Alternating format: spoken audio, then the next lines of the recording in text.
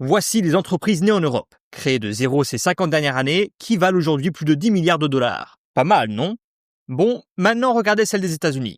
Et là, la comparaison fait un peu mal. La différence est juste énorme. Et honnêtement, on pourrait mettre toute l'innovation européenne dans Microsoft et il resterait encore de la place. Ça pique. Mais rassurez-vous, il y a de l'espoir. L'Union européenne prépare une grosse initiative pour changer complètement l'environnement dans lequel nos startups et nos entreprises évoluent. On appelle ça le 28e régime juridique. Et le changement pourrait enfin permettre à l'Europe de jouer dans la même cour que les États-Unis et la Chine. Mais avant d'en arriver là, voyons un peu comment ça fonctionne aujourd'hui. Voici Anne, une ingénieure belge de 26 ans, et Thomas, son ami d'université venu de Pologne. Ensemble, ils ont créé quelque chose d'exceptionnel, un modèle d'IA moins cher et plus transparent que tout ce qu'il existe aujourd'hui. Ils sont prêts à lancer leur entreprise ici même en Europe. Mais c'est à ce moment-là que les choses se compliquent. Et que commence la vraie montagne russe, une montagne russe très coûteuse. Anne crée leur société en Belgique sous forme de BV, et Thomas la rejoint.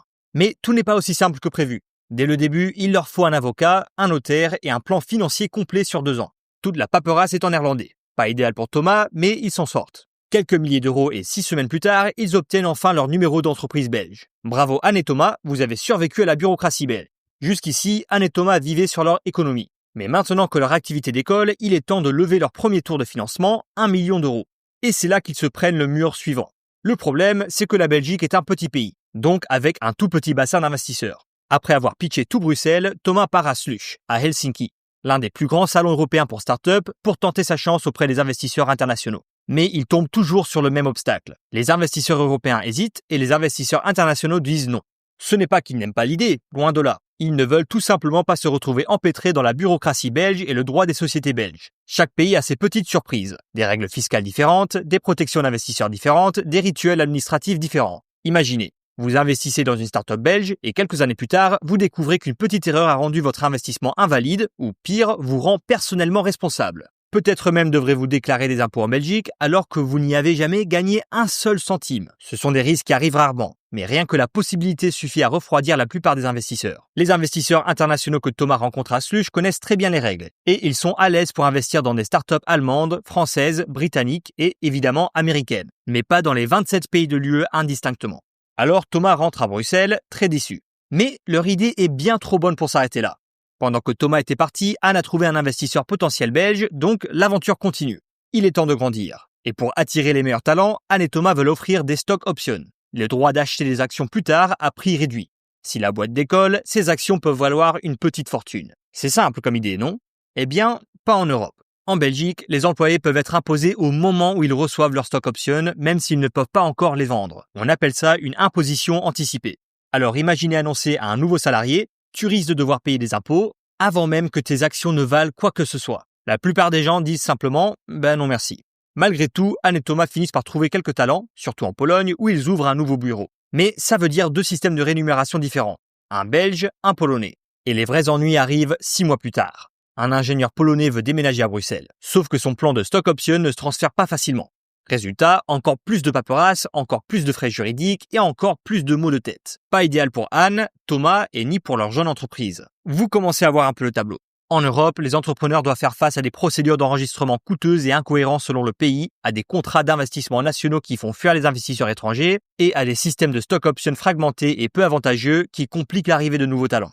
Autrement dit, l'Europe leur rend la tâche encore plus difficile pour construire et faire grandir leur entreprise. Mais ça n'a pas besoin d'être comme ça. Aux États-Unis, les startups s'enregistrent une seule fois, utilisant un contrat standard pour les investisseurs et proposent des stock options simples, taxés uniquement au moment où les employés vendent leurs actions. Le résultat, les chiffres sont tout simplement incroyables. Les 6 entreprises américaines qui valent plus de 2000 milliards de dollars ont toutes été fondées au cours des 50 dernières années. En Europe, aucune. Et en fait, il n'existe même pas une seule entreprise européenne qui dépasse les 1000 milliards. Les startups américaines fondées sur la même période valent 70 fois plus que leur équivalent européen. Et 93% des fondateurs européens affirment qu'ils préféreraient créer leur entreprise aux États-Unis plutôt qu'ici, en Europe. C'est quand même des sacrés coups durs pour l'écosystème européen des startups. Bon, jusque-là, tout ça sonnait plutôt déprimant. Mais il y a en réalité de bonnes nouvelles, même d'excellentes nouvelles. L'Union européenne a un plan pour commencer à réparer tout ce chaos, le 28e régime. Et honnêtement, c'est une idée vraiment intelligente. Imaginez-le comme un 28e État membre, une sorte de pays virtuel qui s'ajoute par-dessus les autres et qui propose un seul et unique ensemble de règles pour créer une entreprise, attirer les investisseurs et gérer ses obligations administratives. Parce qu'il faut être réaliste. Harmoniser le droit des sociétés dans 27 pays, ce n'est pas pour demain. Et l'idée y gagne du terrain. Friedrich Merz, Emmanuel Macron et Ursula von der Leyen ont tous publiquement soutenu la création d'un statut juridique vraiment pan-européen pour les startups. Mais il y a aussi une mauvaise nouvelle. Les versions actuelles proposées par le Parlement européen et la Commission prévoient de créer ce régime via une directive. Ce qui, en pratique, donnerait 27 versions nationales du 28e régime. Autrement dit, 27 interprétations différentes de ce qui devrait être un cadre unique. Ce qui annule complètement le but de la démarche. Ce qu'il faut vraiment, c'est que ce 28e régime prenne la forme d'un règlement, applicable de manière identique dans toute l'Union, par défaut. Et c'est là qu'intervient EU Inc. Plus de 18 000 fondateurs, PDG et investisseurs européens se sont unis pour pousser l'Union européenne à enfin faire les choses correctement. Parmi eux, on a Arthur Mensch de Mistral, Tavet Hinrichus de Wise, Martin Mignot d'Index et bien d'autres encore. Tous appellent les décideurs européens à créer un véritable cadre juridique pan-européen, un 28e régime avec un seul ensemble de règles. Et au cœur de cette proposition, il y a EU Inc. So the idea of EU Inc. is essentially to create a standard legal entity that's the same in every country within the European Union, hopefully within Europe. Because you standardize corporate law so that people can fully trust what they're getting into. There's no unknown unknowns. Bon, tout ça peut sembler un peu compliqué. Alors revenons à Anne et Thomas en Belgique pour voir concrètement comment ça fonctionnerait. Tout d'abord, Anne n'aurait plus besoin d'enregistrer sa société en Belgique, puis de recommencer en Pologne. À la place, elle passerait par l'UE Registry, un système entièrement en ligne, pensé API First, en anglais par défaut et généré par une autorité européenne. Tout se ferait en ligne. Pas de notaire, pas de paperasse, pas de rendez-vous physique. Le processus suivrait le principe du once only. Une fois l'entreprise d'Anne enregistrée, elle serait reconnue partout dans l'Union. Anne et ses investisseurs pourraient s'identifier auprès de n'importe quelle autorité sans jamais devoir recommencer les démarches. Et tout irait vite et coûterait peu.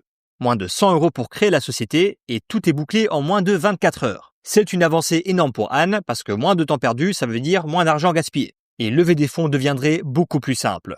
À Slush, à Helsinki, Thomas n'aurait plus à voir les investisseurs partir en secouant la tête parce que les droits de société belges leur paraissent trop complexes, trop flous ou trop risqués. Avec EU Inc., chaque startup utiliserait un document unique, le UE Rapide. C'est simple, c'est clair et c'est rapide. Les investisseurs peuvent signer et financer une startup quasi instantanément. Et comme ce document fonctionne dans les 27 pays de l'Union, ils finissent par vraiment le connaître, le comprendre et lui faire confiance. Pas besoin d'avocats supplémentaires, pas de mauvaises surprises. Résultat, Thomas décroche enfin l'investissement dont Anne et lui ont vraiment besoin. Et ce serait la même chose pour les stock options des employés. Avec EU Inc., Anne n'aurait plus besoin de jongler entre un plan belge, un plan polonais ou n'importe quel autre système national. Elle utiliserait un seul plan pan-européen, UE ESOP, qui lui permettrait de récompenser ses employés avec des parts de l'entreprise ou qui travaillent dans l'Union. Tout le monde suivrait les mêmes règles de base. Quand les actions peuvent être achetées, comment elles sont taxées et surtout à quel moment elles sont taxées. Par exemple, les employés seraient imposés uniquement lorsqu'ils vendent réellement leurs actions, pas avant, ce qui évite que la réussite de l'entreprise les mette en difficulté financière. Cela remettrait enfin l'Europe au même niveau que les États-Unis et permettrait à Anne de recruter les meilleurs talents où qu'ils se trouvent. Autant dire qu'Anne et tous ses employés seraient absolument ravis. Mais qu'en est-il des sujets délicats comme la fiscalité ou le droit du travail qui varient énormément d'un pays de l'UE à l'autre? Avec EU Inc., rien de tout cela ne change. Le système ne touche ni aux impôts locaux, ni aux règles du travail, et pour une raison simple, aucun pays n'est prêt à abandonner ses compétences de sitôt. Donc, tant qu'Anne et Thomas gèrent leur entreprise depuis la Belgique, tout ce qui concerne les impôts, les congés ou la sécurité sociale reste régi par le droit belge. Et leur équipe polonaise, à Varsovie, continue à payer ses impôts et à suivre les règles du travail selon la loi polonaise. Comme vous le voyez, EU Inc. simplifie énormément la vie d'Anne et Thomas. Ils peuvent enfin consacrer leur temps et leur argent à développer leur entreprise, au lieu de le perdre dans la bureaucratie et les frais juridiques. Et à l'échelle macroéconomique, cela rend l'Europe bien plus compétitive sur la scène mondiale. We need to be competitive with America. And this is, from our point of view, this is table stakes. This is basic infrastructure. Because right now what's happening is we don't use European scale. If you are in Netherlands, if you are in Lithuania, you're not competing as Europe against China or America. You're competing as Netherlands against China and America. And in a time of giants, only European scale is actually what makes us competitive. And the whole idea of EU Inc. is to create that scale, to create that standard, and through that make it actually possible for our best founders to succeed on global scale. Et voici ce que j'en pense. Honnêtement, j'adore l'idée du 28e régime et la création de notre propre EU Inc. Je pense vraiment que c'est peut-être la meilleure chance pour l'Europe de rattraper les États-Unis et la Chine. Imaginez un peu le potentiel. Sur le plan business, nos startups pourraient enfin se concentrer sur leurs produits au lieu de se noyer dans la paperasse. Elles économiseraient de l'argent, attireraient plus d'investissements et grandiraient beaucoup plus vite. Aujourd'hui, moins de 18% des investissements early stage en Europe sont transfrontaliers. En pratique, la France se retrouve seule face aux États-Unis, à l'Inde ou la Chine. Et ça doit changer. Et puis, il y a le talent. L'Europe et la France débordent d'ingénieurs brillants, d'innovateurs incroyables, et ça me fait franchement mal de voir autant d'entre eux sauter dans le premier avion pour San Francisco afin de construire le prochain Google ou le prochain Tesla. Un système comme celui-ci, avec des stock options vraiment compétitifs par rapport aux États-Unis, pourrait enfin leur donner une raison de rester ici, de construire l'avenir de l'Europe en Europe. Et ça, j'adore. Mais la vraie magie, c'est le long terme. Parce que si suffisamment d'entreprises commencent à fonctionner sous ce 28e régime, en adoptant des idées portées par EU Inc., cela pourrait transformer progressivement tout le marché unique européen pour les entreprises et rendre peu à peu obsolète ce patchwork chaotique de règles nationales. C'est super ambitieux, oui. Mais ce pourrait aussi être le début de quelque chose d'immense, un vrai saut en avant européen. L'équipe de l'UE Simplifié l'a déjà signé et on adorerait que vous fassiez la même chose. Et restez attentifs. La Commission européenne devrait publier sa proposition officielle d'ici début 2026. Donc si vous voulez suivre de près comment le 28e régime pourrait bien redéfinir l'avenir de l'Europe, pensez à vous abonner.